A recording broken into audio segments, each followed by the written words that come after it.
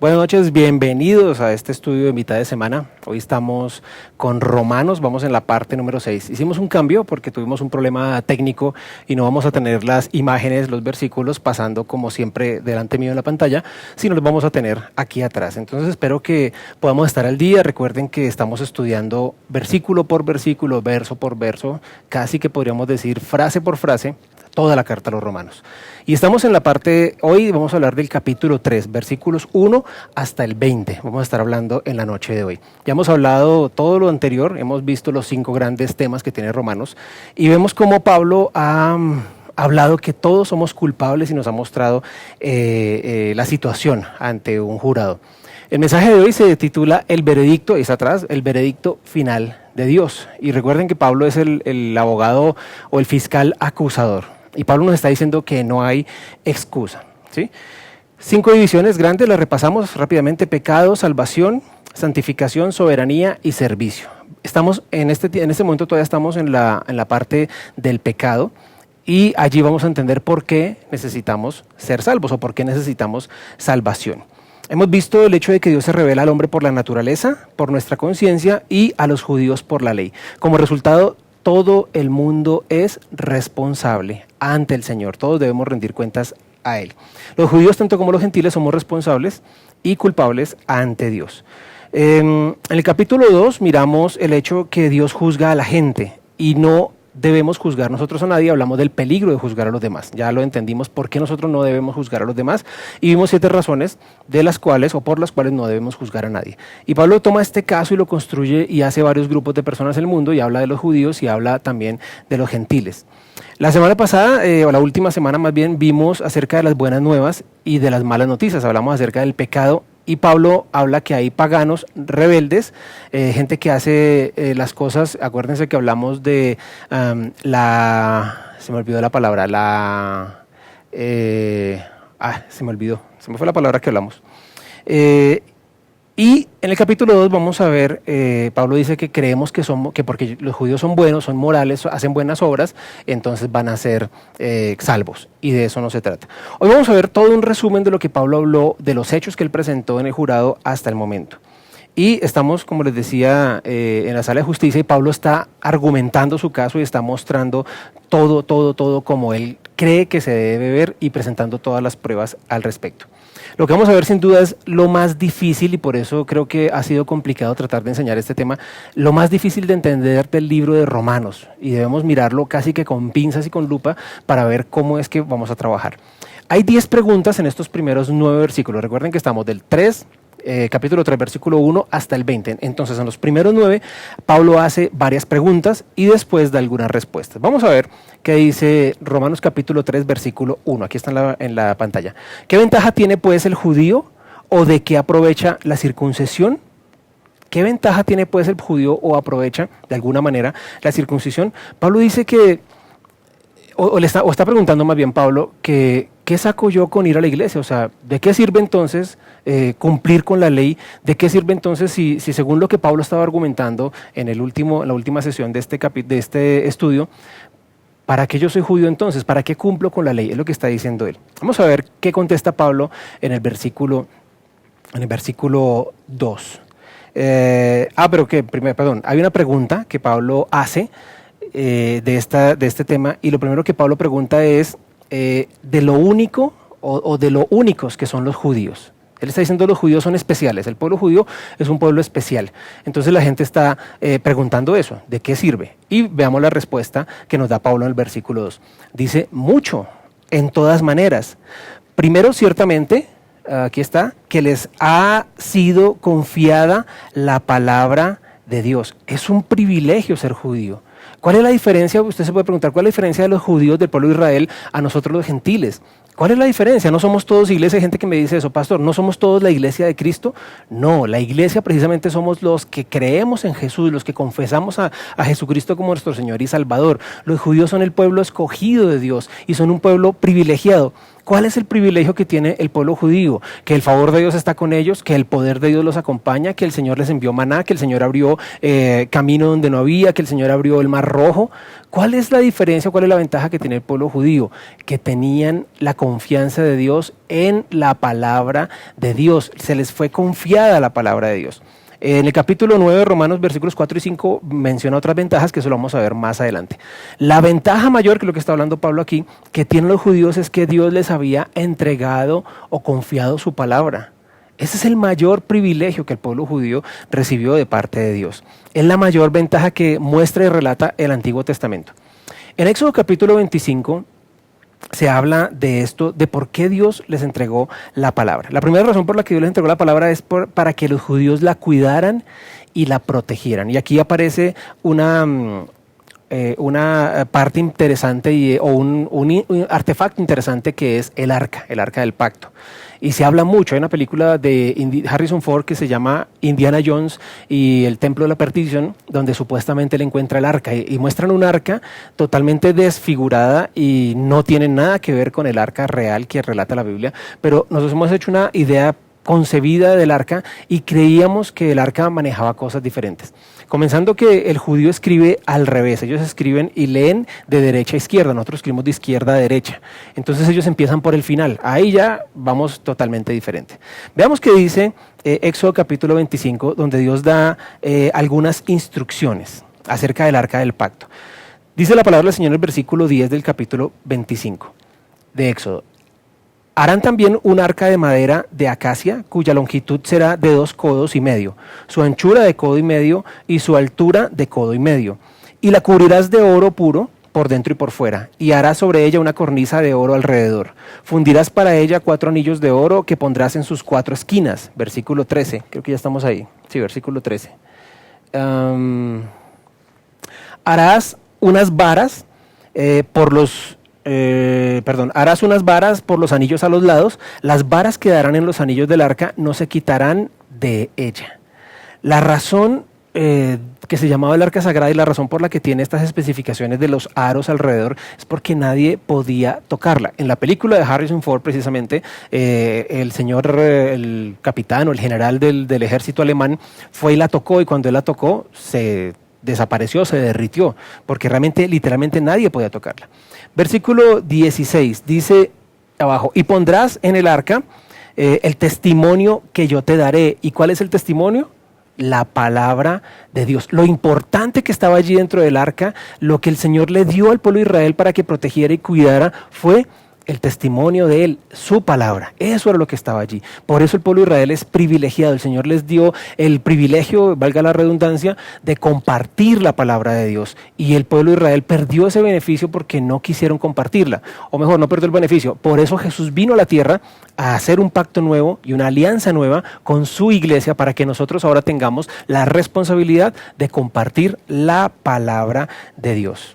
Más adelante el Señor le dijo a Salomón que construyera un templo para guardar el arca que contiene la palabra de Dios. El Señor le dio la palabra a los judíos para que la guardaran y la protegieran. Ese es el privilegio del cual Pablo está refiriéndose en el versículo 2 del capítulo 3 de Romanos. La segunda cosa que habían de hacer con la palabra de Dios los judíos era compartirla. Lo primero era guardarla y protegerla, y lo segundo, compartirla. Y ellos decidieron no compartir la palabra de Dios. Dios los escogió para que fueran los evangelistas del mundo y ellos no quisieron hacerlo. Los judíos cumplían con una parte de lo confiado y era guardar y proteger la palabra, pero no cumplían con la segunda parte, que era compartirla. Los judíos veían entonces su posición como una posición de prestigio y privilegio, se creían más que los demás, se creían, o se creen aún en la actualidad, se creen una raza superior, porque tienen la bendición del Señor. Y la iglesia cristiana, nosotros muchas veces nos creemos, porque tenemos la bendición del Señor, que somos mejores que los demás, que somos a los que Dios sí escucha, que somos los hijos preferidos del Señor, y el Señor no tiene preferidos. Debemos entender eso. Veamos al capítulo 3, versículo 3. Entonces, vimos la primer argumento que da Pablo es que los judíos tienen algo especial. Lo segundo que hace, la segunda pregunta que Pablo hace está en este versículo 3, y es que ¿cuál es la fidelidad? O se trata acerca de la fidelidad de Dios. Vamos a ver el versículo 3. Dice, ¿qué pasa si algunos de ellos no tenían fe? ¿Habrá hecho nula la fidelidad de Dios su incredulidad? ¿Dejará Dios la nación judía porque algunos de ellos eran infieles? ¿Quitará Dios todas sus promesas a los judíos que no le seguían fielmente? ¿La infidelidad de los judíos cancela todas las promesas hechas por Dios? ¿Guardan los judíos el pacto? No. Entonces, ¿puede Dios romper sus promesas? Está preguntando Pablo. La respuesta de Pablo está en el versículo 4 y está en la pantalla. De ninguna manera. La fidelidad del Señor nunca va a fallar, de ninguna manera. Antes bien, sea Dios veraz y todo hombre mentiroso, como está escrito, para que seas justificado en tus palabras y venzas cuando fueres juzgado. Lo que estaba preguntando Pablo aquí es, siendo la nación judía infiel, entonces Dios va a ser infiel, y está diciendo de ninguna manera. Y Pablo usa esa afirmación 13 veces en sus escritos y 9 veces en el libro de Romanos, de ninguna manera. Dios no es infiel. Cuando él está diciendo esta palabra de ninguna manera, en el griego literalmente traducido significa absolutamente no. O sea, no hay cabida al error. Absolutamente no. Dios no es infiel. Dios nunca rompe sus promesas, aun cuando nuestra conducta merezca que Él rompa sus promesas con nosotros. Pero el Señor no rompe las promesas.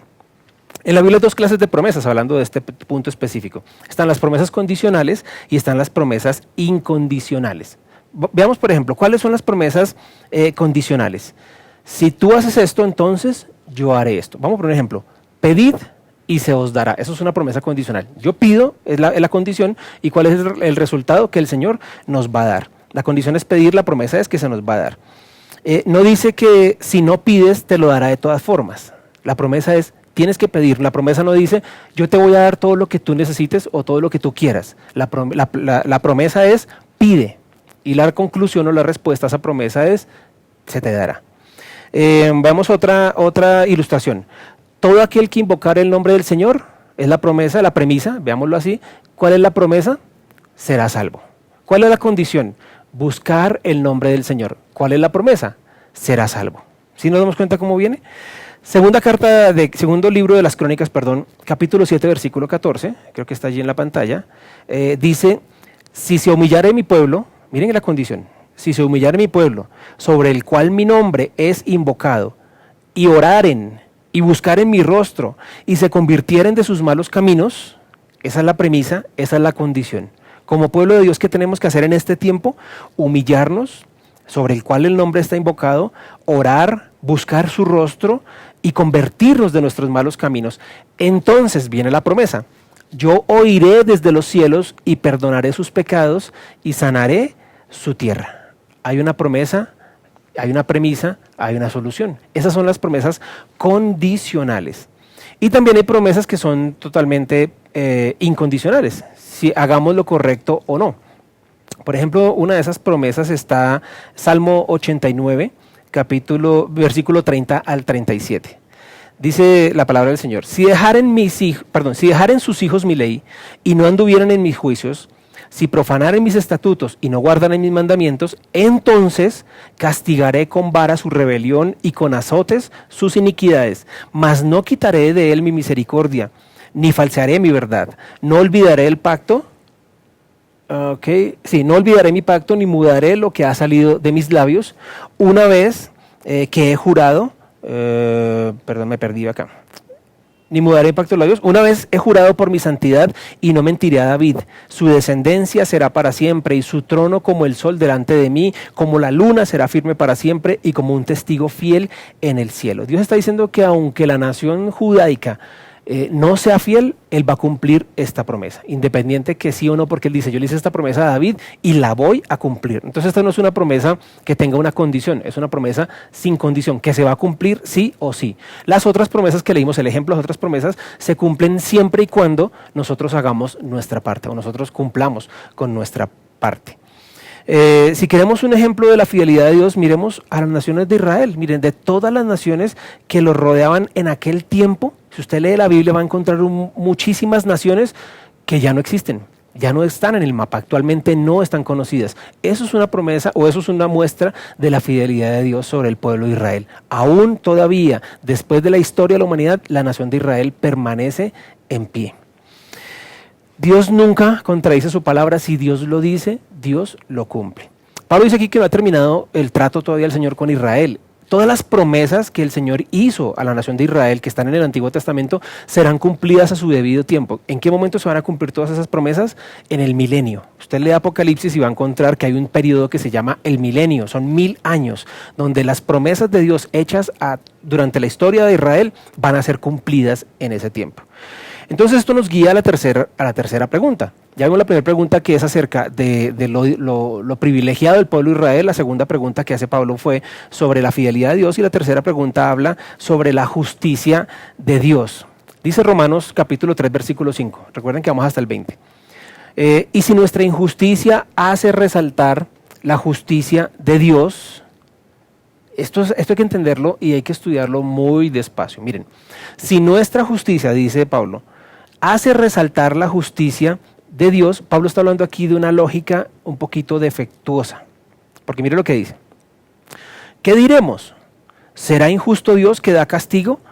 Hablo como hombre. ¿Qué diremos? ¿Será injusto Dios que da castigo? Si están diciendo, si nuestra injusticia hace resaltar la justicia de Dios. O sea, si nosotros siendo malos hacemos quedar a Dios bien, porque si yo hago mal y Dios hace bien en mi mal, pues Dios está quedando bien. Entonces, si Dios me juzga y me castiga, ¿no está haciendo Dios cosa mala? Está hablando como hombre, Pablo. Y él responde en el siguiente versículo. Vamos a leer Reina Valera, hemos estudiado 96, vamos a leer la versión Reina Valera actualizada al 2015. Dice, de ninguna manera, se me perdió, de ninguna manera, porque en tal caso, ¿cómo juzgaría Dios al mundo? Pero la verdad de Dios abundó en mi falsedad para su gloria. ¿Por qué todavía soy juzgado yo como pecador? ¿Y por qué no decir, hagamos lo malo para que venga lo bueno? De esto se nos calumnia y algunos afirman que así decimos. Romanos capítulo 3, versículos 6 al 7. Pablo está diciendo, algunas personas preguntan y dicen, ¿acaso Dios no es fiel aunque nosotros seamos infieles a Él? Él lo está manifestando diciendo que es de esa manera. Por lo tanto, me parece que cuando peco, Dios me perdona. Y si peco más, Dios me perdona aún mucho más. Entonces, cada vez que peco, le pongo a Dios en una posición de privilegio. Y eso es lo que realmente hace resaltar la bondad de Dios. Hay un total error en todo eso. Porque si nuestro pecado pone en buena posición a Dios y porque su gracia y su generosidad están con nosotros, entonces ¿por qué tenemos que ser juzgados por Él? Es lo que está preguntando, o lo que se pregunta la gente religiosa. Pablo está entendiendo el lenguaje religioso de la gente. Y por eso dice entre paréntesis allí en el versículo anterior, hablo como hombre.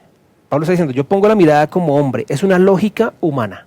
Y es lo que la gente puede pensar acerca de la fidelidad de Dios. Pongamos un ejemplo.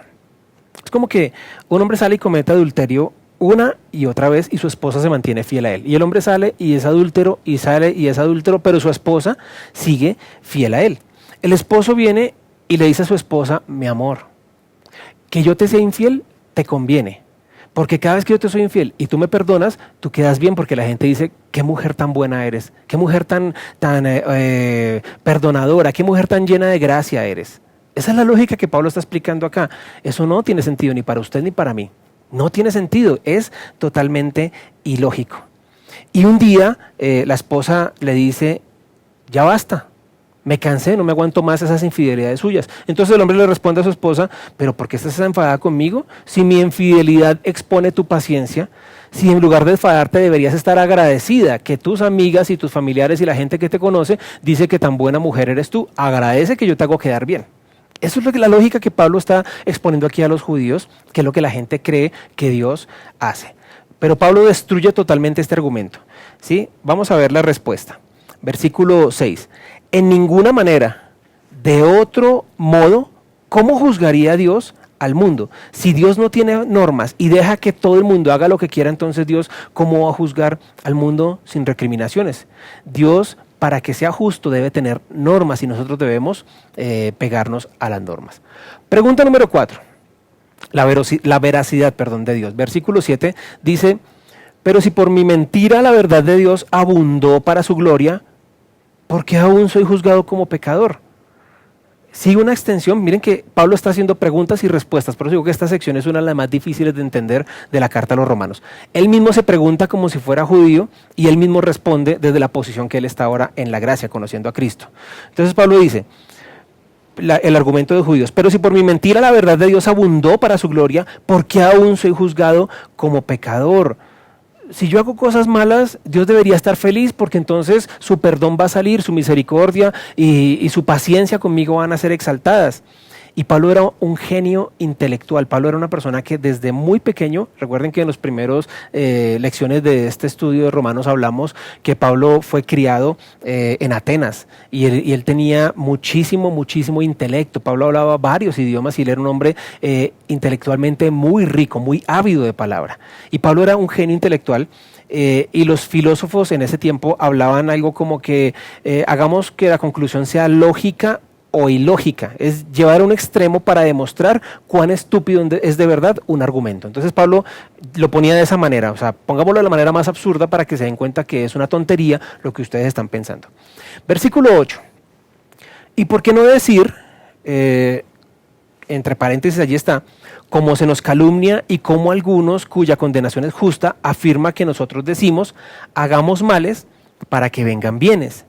Pablo dice, si cada vez que peco le trae más gloria a Dios, eso demuestra lo perdonador que Él es. Entonces vámonos a las pasiones, vámonos a perdernos, vámonos a hacer cosas malas, porque el Señor, cuando me perdone, entonces va a salir el Señor beneficiado por todo eso. Pablo está diciendo, Dios no necesita nuestra maldad para contrastar su bondad. Pablo está rompiendo ese argumento totalmente. Y así pasa en la iglesia actualmente. Muchos cristianos viven para el Señor el domingo y el resto de la semana, si te vi no me acuerdo. Pero el domingo van a las iglesias cuando se podía asistir, o en este momento no sé si lo hagan online, levantan sus manos, adoran y alaban al Señor, pero el resto del tiempo viven como si Dios no existiera. Pero entonces como Dios me perdona y Dios me tiene que perdonar porque creemos que esto es un pase libre, es un permiso que Dios nos da para hacer lo malo, entonces porque al final de cuentas Dios me va a perdonar y entonces Dios va a quedar bien. Y la gente va a ver cómo Dios me perdonó y cómo Dios queda bien. Es como la ilustración de la persona que tiene un dolor de garganta y va al médico. Lo primero que pasa cuando vamos al médico, bueno, ahorita lo hablo es eso. Cuando yo voy al médico, el médico me puede decir, oiga señor, mire, tengo una droga o un medicamento milagroso que lo he probado en varios pacientes y ahora que usted está comenzando con esa infección en la garganta, si usted se lo toma, mire, eso le corta la infección inmediatamente. Entonces tómeselo. Y usted le dice, no, doctor, yo necesito que esté mal y yo voy a orar para empeorar. Yo voy a orar para que me salgan placas en la garganta y voy a orar para que se me broten los ojos y voy a orar para que me dé mucha fiebre y entonces ahí usted me da su medicamento y ahí su medicamento sí va a tener efecto. Es lo mismo que está argumentando Pablo de esa manera. O sea, es una lógica tonta. En el griego literalmente está diciendo es una lógica estúpida pensar de esa manera. Mucha gente piensa que Dios es como un abuelo inofensivo, lo imaginamos con unas barbas que él ni se puede mover, sentado en una silla parecida a esta, pero con resplandor de gloria, y el Señor está allí sentado meciéndose, y entonces venimos nosotros como sus hijos y le traemos los nietos y le decimos, papá, cuídelos, y nos vamos, y entonces los niños rompen la lavadora, se suben a las sillas, rompen los vidrios, tumban el televisor, y este abuelito nunca va a decir nada. Creemos que Dios funciona de esa forma porque creemos que está muy viejo y no puede hacer nada. Y hay muchas personas que vienen a las iglesias a pedir consejo y decir, yo sé que yo sigo haciendo lo malo porque yo sé que la misericordia de Dios, del Señor, es para siempre y todos los días se renueva. Y yo sé, pastor, que yo he fallado, pero es que Dios es tan bueno conmigo. Por eso les decía yo en la sesión pasada y la antes de la pasada, que nosotros estemos siendo bendecidos no significa que estamos aprobados por Dios. Que Dios sonría sobre nuestra vida y que el Señor nos use no significa que el Señor está aprobando lo que usted y yo estamos haciendo. Debemos tener muchísimo cuidado con eso. Porque todos vamos a cosechar lo que sembramos. Y si usted logra que su vida sea un total desastre, usted va a ir un día a la presencia del Señor y el Señor le va a decir, yo te perdono. Usted va a postar su rostro y va a decir, Señor, la fallé y perdóname. El Señor va a decir, perdonado totalmente. Totalmente borro tu pasado, totalmente borro tu falla. He aquí que todas las cosas son hechas nuevas, te perdono, hijo. Pero lo que usted sembró, usted lo va a cosechar. Y eso lo vemos en la vida del rey David. Le invito a que estudie el segundo libro de Samuel y comience a leer el primer libro de Reyes. Y allí relata cómo la vida de David tuvo consecuencias a causa de su pecado. ¿El Señor lo perdonó totalmente? Sí. ¿El Señor lo acompañó? Sí. Pero eso tuvo consecuencias sobre sus hijos, sobre su descendencia. Entonces, le invito a que lo estudie. La respuesta de Pablo a esa actitud está en el versículo 8. Dice, cuya condenación es justa, cuya condenación es justa. Si usted piensa que puede vivir sin asumir las consecuencias, está totalmente equivocado. Recibiremos lo que merecemos aquí en la tierra y aún allá en el cielo. Dice la palabra en Apocalipsis que cuando estemos en el juicio del Señor Jesús, cuando Él venga por su iglesia, nosotros tendremos que comparecer ante Él y Él nos va a juzgar de todo lo que hicimos y de todo lo que no hicimos, de todo lo que hicimos malo y de todo lo bueno que teníamos que hacer y que no hicimos. De eso nos va a juzgar el Señor. Una pregunta más, versículo 9. Dice el apóstol Pablo como abogado acusador, está resumiendo todo, dice, ¿qué pues somos, refiriendo a sus propios judíos, mejores que ellos? ¿Qué pues somos mejores que ellos? En ninguna manera. Pues ya hemos acusado a judíos y a gentiles que todos están bajo pecado. La última pregunta se trata sobre la pecaminosidad del hombre, y eso ya lo vimos las semanas pasadas. Todos, absolutamente todos, hemos pecado, dice la palabra, y ya estamos destituidos de la gloria de Dios. Son las 5 excusas, voy a leerlas, permítame que las lea. La unicidad de los judíos, la fidelidad de Dios, la justicia de Dios, la veracidad de Dios, la pecaminosidad del mundo. Pablo dice, ¿somos mejores nosotros, refiriéndose a los propios judíos? Absolutamente no. Algunos piensan que los del versículo, que por el versículo 1, o se creen los del versículo 1 que dicen que los judíos tienen una ventaja. Pablo concuerda en decir, sí, claro, es un privilegio absoluto el tener el privilegio de tener la palabra de Dios, de haber sido encomendados con la palabra de Dios, pero no nos hace mejores que los demás. Y debemos tener cuidado. Mucha gente religiosa, de los que hablábamos en las sesiones anteriores, es la gente que se la pasa o que trata de juzgar a los demás y creen que porque van a la iglesia, creen que porque conocen unos versículos, creen que porque leen la Biblia son mejores que otras personas. Tengamos cuidado porque seríamos entonces como los judíos del capítulo 3, versículo 1, que dirían, pues como somos escogidos de Dios, entonces somos mejores que los demás, y estamos totalmente equivocados. Pablo entonces inicia el versículo 10 al versículo 18 con citas, son citas del Antiguo Testamento. Él lo que hace es utilizar pasajes del Antiguo Testamento y traerlos para contextualizar. Entonces Pablo hace como un poema y une varias cosas del Antiguo Testamento para hacer estos versículos del 10 al 18. Aquí tengo escrito que el trasfondo de este uso de escrituras es que los rabís en la historia judaica usaban el método llamado Sharaz. C-H-A-R-A-Z, ahí está. Hago énfasis en la H porque así suenan los judíos. Sharaz literalmente significa ensartar perlas. Es decir, ellos tomarían lo mejor, las mejores perlas de la palabra y arman un mensaje tópico. ¿Qué significa esto? Pablo es experto en predicar de manera tópica. Él hace un sermón tópico. ¿Qué significa un sermón tópico? Es lo que hacemos nosotros aquí en la iglesia los domingos, que tomamos varias porciones de la Biblia para argumentar o sustentar un tema específico. Estamos hablando del perdón, entonces hablamos de Mateo, hablamos de Romanos, hablamos de Génesis, hablamos de Lamentaciones, y tomamos varios pasajes de la Biblia y los unimos como perlas, que eso es lo que se llama sharaz, y se convierte en un mensaje tópico. Pablo está enseñando de esa manera en este momento, y él nunca enseñaba de manera expositiva. Manera expositiva es lo que yo estoy haciendo en este momento, en este estudio de Romanos, que tomamos la palabra y vamos punto por punto desglosando el mismo capítulo del mismo libro. Entonces vemos la diferencia. Tenemos estos versículos por tópico. Entonces, el primer punto del sermón tópico de Pablo aquí en el Romanos capítulo 3 habla del carácter del hombre. Está del versículo 10 al versículo 12.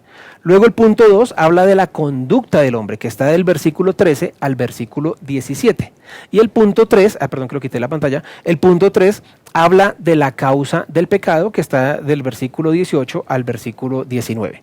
Eso es lo que Pablo va a hablar, y lo dejo un momento ahí en la pantalla para que usted lo pueda apuntar a partir de ahora, de este versículo 10 en adelante. En estos versículos Pablo hace varias afirmaciones, entonces prosigamos. Afirmación número 1, versículos 10 y 11. Esto viene del Salmo, allí está en la pantalla, Salmo 14, versículos 1 al 3. Él lo que hace es tomar el Salmo 14, versículos 1 al 3 y traerlo para ponerlo e integrarlo dentro de Romanos para argumentar su sustentación de este sermón tópico.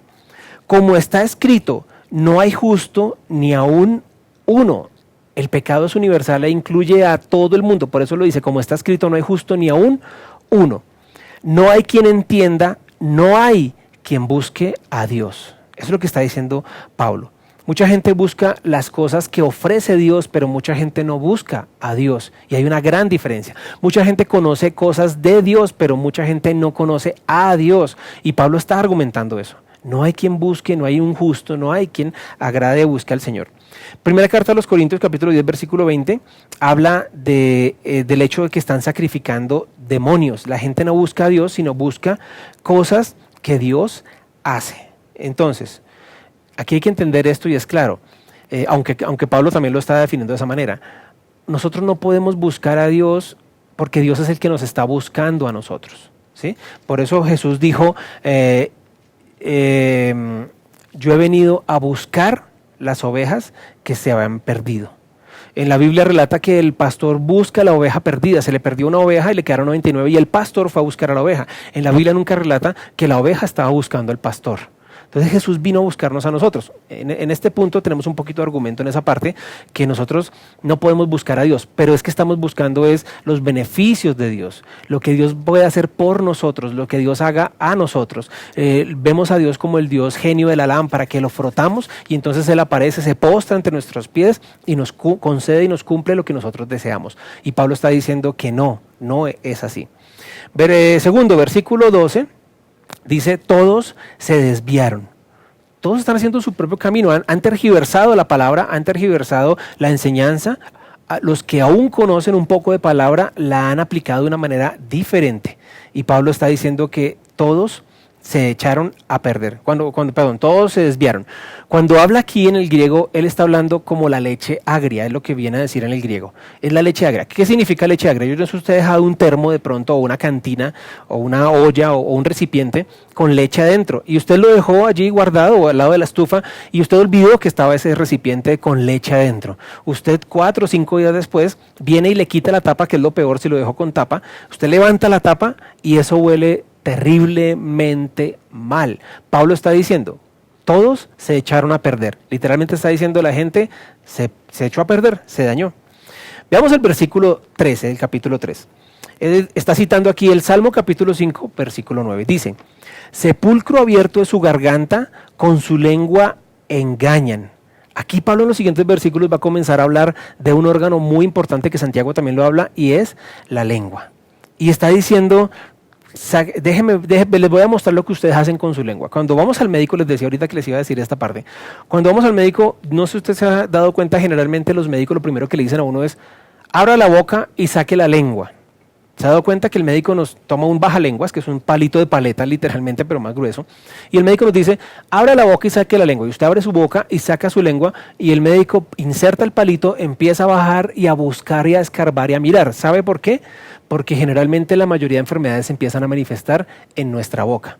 Entonces Pablo está diciendo, abra la boca y saque su lengua, porque espiritualmente le voy a mostrar de qué está mal usted. Y espiritualmente le voy a decir, usted está mal. Miren, Mateo capítulo 12, versículo 24 dice, de la abundancia del corazón habla la boca. Y Salmo 140, versículo 3 dice, veneno de áspid hay debajo de sus labios. Sus lenguas están cargadas de mentira, todo lo que dicen tiene el aguijón y veneno de serpientes venenosas. Miren lo que está diciendo Pablo, tengan cuidado con su boca, porque ahí es donde la mayoría de cosas se echan a perder. Versículo 14, sigamos. Dice Pablo, su boca está llena de maldición y de amargura. Eso lo saca del Salmo 10, 7. ¿Sí se dan cuenta que él comienza a tejer un argumento sacando perlas del Antiguo Testamento? Y de los versículos 15 a 17, deja la garganta, la lengua, los labios y la boca para comenzar a hablar de los pies. Dice, sus pies se apresuran para derramar sangre, quebranto y desventura hay en sus caminos. Eso lo saca de Isaías capítulo 59, versículos 7 al 9. Son violentos y como resultado sus vidas están llenas de miseria, no conocen la paz. Ese será el versículo piedra angular del edificio de las Naciones Unidas. Y no conocieron camino de paz. Al final de esto, Pablo da la causa en el versículo 18, que creo que está allí en la pantalla, sí. Romanos, no hay temor, perdón, se me fue. No hay temor, ¿dónde lo puse? Ya, no hay temor de Dios delante de sus ojos. Él lo saca del Salmo, ahí está así, Salmo 36, 1. No hay temor de Dios delante de sus ojos. Pablo comienza con preguntas y con citas del Antiguo Testamento y llega a una conclusión que está en el versículo 19 y versículo 20. Y las vamos a ver. Dice, pero sabemos que todo lo que la ley dice, y aquí finalizamos, todo lo que la ley dice a los que están bajo la ley, para que toda boca se cierre y todo el mundo quede bajo el juicio de Dios.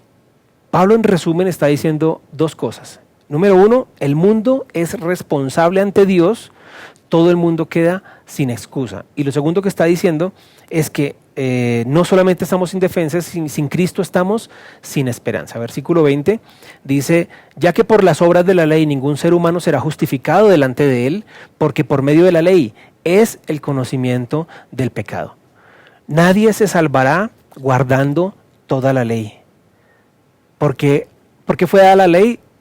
La ley no fue dada para llevarnos al cielo. Entonces, ¿por qué Dios la ley? Dios la dio por dos razones. Porque nos hace conscientes de nuestro pecado y por medio de la ley viene el conocimiento del pecado. Y el segundo propósito de la ley está en Gálatas capítulo 3, versículos 23 y 24, que dice, pero antes de que viniese la fe estábamos confinados bajo la ley, encerrados para aquella fe que iba a ser revelada. La ley encarcela a la gente, no deja en libertad a nadie. Por eso viene la gracia para darnos libertad. De la manera que la ley ha sido nuestra guía para llevarnos a Cristo, a fin de que fuésemos justificados por la fe. Entonces, el primer propósito de la ley, ¿por qué existe la ley? Que hay mucha gente que dice que el Antiguo Testamento no tiene nada que ver con el Nuevo y que están separados y que yo no debo prestar atención al Antiguo Testamento sino vivir en el Nuevo Testamento porque ya no vivimos bajo la ley sino bajo la gracia. Están equivocados. Los dos se complementan porque la ley existe para que nosotros conozcamos y nos reconozcamos que estamos fallando, que si nos desviamos de la ley estamos cometiendo pecado, y lo segundo, nos lleva a Cristo. Eso es lo que está buscando la ley. Por eso Gálatas capítulo 3, versículos 23 y 24 lo narra. La verdad absoluta aquí es que todo el mundo necesita salvación. Todos, judíos, gentiles, creyentes, no creyentes, todos necesitamos ser salvos. Todos seremos juzgados un día ante el Señor. Unos seremos juzgados en Cristo y otros seremos juzgados en nuestro Padre Celestial. Pero todos llegaremos y no llegaremos a decir mis obras me salvaron, porque las obras no nos van a salvar. Estamos estudiando los domingos que Santiago nos dice, claro, yo te muestro mi fe, muéstrame tus obras. Tú dices que tú muestras tus obras, lo que tú haces sin tener fe, pero yo te digo que te muestro mi fe a través de las obras que yo hago. Es decir, eso demuestra lo que yo creo, pero eso a mí no me salva. Eso a nadie lo salva porque las obras nunca van a salvar a nadie. Yo no puedo llegar al cielo o yo puedo creer que si llego al cielo y digo, Señor, yo fui tan bueno, yo nunca dije una grosería, yo nunca dije una mala palabra, yo todo el tiempo le hacía bien a los demás, pero yo vivía mi propio estilo de vida. Yo me fumaba mi cigarrillo de vez en cuando, pero eso yo no le hacía daño a nadie. Yo me tomaba mis chelitas, yo me tomaba mis cervecitas, yo me tomaba mis aguardientes, pero en mi casa yo nunca hice escándalo, yo nunca maltraté a mi esposa ni a mis hijos. Yo siempre fui tranquilo, entonces pues yo fui una buena persona. No, porque la ley dice lo contrario y porque lo único que nos salva es poner nuestra esperanza en Jesucristo. Entonces Pablo dice que así sea respetable, religioso o rebelde, necesitas salvación. Y la semana que viene vamos a ver las buenas nuevas, las buenas noticias que ya vienen, versículos 20 y 21, que es acerca de la justicia y la fe de Dios. Es un contraste como el día y la noche. Pablo está hablando de la noche. Todo esto que vimos es muy fuerte, es muy directo y dice no hay justificación. De ahí para atrás usted lee que Pablo dice no, ni uno solo, así sea rebelde, sea respetable, no me importa. Todos están equivocados, todos han pecado y todos cometen errores y todos están equivocados porque buscan a Dios de la manera errada y creen que por su religiosidad van a ser salvos y creen que por su condición van a ser salvos y no es así. Pero en la otra semana vamos a ver cómo cambia el panorama y cómo Pablo comienza a mostrarnos que sí hay esperanza. Cerramos con Romanos capítulo 8, versículo 1, que es parte de lo que viene más adelante, y dice, ahora pues, no hay ninguna condenación para los que están en Cristo Jesús. ¿Cuál es la solución de nosotros para no estar en todo lo que Pablo estaba diciéndonos del primer versículo de Romanos capítulo 1 hasta el versículo 20 de Romanos capítulo 3? Que hay esperanza para los que estemos en Cristo Jesús. No hay condenación, pero Debemos vivir una vida que le agrade al Señor. Debemos comportarnos a la altura de lo que Dios quiere con nosotros. Debemos comportarnos como el Señor Jesús quiere que nos comportemos. No podemos hacernos los necios, que la ley no existe, que yo no cumplo con mandamientos, que yo no obedezco nada de lo que dice la ley, porque eso no es para mí. Y yo vivo mi vida como yo quiera, que eso se llama tener iniquidad, y ya, y vivo con mis propias reglas. No, porque entonces ahí usted no está en Cristo Jesús. Para el original de la palabra aquí, de decir estar en Cristo Jesús, es permanecer conectado a Cristo Jesús. Y si yo estoy conectado a Cristo Jesús, no puedo cometer errores, no puedo cometer pecado porque Él está conmigo. Entonces debo entender eso. Que yo vaya a la iglesia cristiana no significa que yo estoy en Cristo Jesús. Que yo parezca simpatizante, que yo parezca cristiano, que yo aparente ser cristiano no significa que soy un verdadero creyente. Y lo que el Señor busca en nosotros es que seamos verdaderos creyentes, que seamos verdaderos adoradores en espíritu y en verdad, que nos parezcamos a Jesús y que permanezcamos en Él. Entonces, esta promesa de que no hay condenación para los que están en Cristo Jesús puede aplicar a su vida y puede aplicar a la mía. Vamos a orar y finalizamos. Gracias por este tiempo, por estar aquí conectados en esta noche.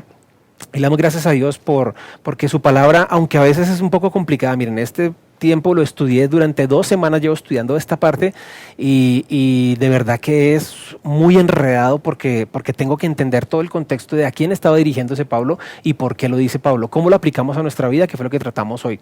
Si usted tiene alguna pregunta, por favor escríbanos al correo de la iglesia, escríbanos aquí por Facebook o por YouTube en los comentarios y trataremos de resolverla de alguna manera. Pero vamos a orar. Y vamos a aferrarnos al amor incondicional del Señor y pedirle perdón porque a veces creemos que somos especiales o somos diferentes y olvidamos que ante el Señor nosotros no somos absolutamente nada porque Él no comparte su gloria con nadie. Padre, en este día, en esta noche, te doy gracias por tu palabra que ha venido a nuestras vidas. Gracias porque tú permitiste a través del apóstol Pablo entender lo que significa la gracia. Y la carta a los Romanos es el libro donde tú muestras tu gracia. A pesar que el pueblo judío falló y ha fallado tanto, Señor, tu misericordia está sobre él, porque fue tu pueblo escogido. Y a pesar que nosotros, como hijos tuyos, como cristianos, como seguidores tuyos, a veces fallamos, tú estás pendiente de perdonarnos cada día. Pero lo importante es cuánto tú nos vas a perdonar, porque a veces tomamos el versículo en el cual Mateo preguntó que cuántas veces perdonarás al que falla, hasta 7 veces, hasta 70 veces 7 contestaste tú. No importa cuántas veces tú me perdonas, lo importante es qué tanto estoy de verdad yo cambiando mi vida, de qué tanto de verdad estoy demostrando que quiero seguir contigo y que quiero parecerme a ti. No importa cuántas veces tú me tengas que perdonar, lo importante es cada vez, Señor, qué tanto he cambiado yo y qué tanto voy a dejar de hacer las cosas como no son. Nos aferramos a la palabra, esta promesa, Romanos 8:1, que no hay condenación ninguna para aquel que está en Cristo Jesús, y muéstranos y enséñanos, Señor, a estar contigo, porque queremos estar, es un tiempo presente, es un verbo activo, queremos estar afianzados en ti, caminar contigo a través del Espíritu Santo, acercarnos confiadamente al trono de la gracia de nuestro Padre a través tuyo, Señor, pero queremos permanecer en llave, en unidad contigo, Señor. Así que yo sé que eso no depende de ti, depende de cada uno de nosotros. Y queremos caminar como tú quieres que caminemos para que ninguna condenación venga sobre nuestras vidas y que podamos ayudar a más personas que se acerquen a ti. Te damos muchas gracias por esta palabra y por este día, en el nombre de Jesús. Amén. Dios los bendiga, nos vemos el domingo, estaremos aquí presentes y pendientes y les amamos muchísimo.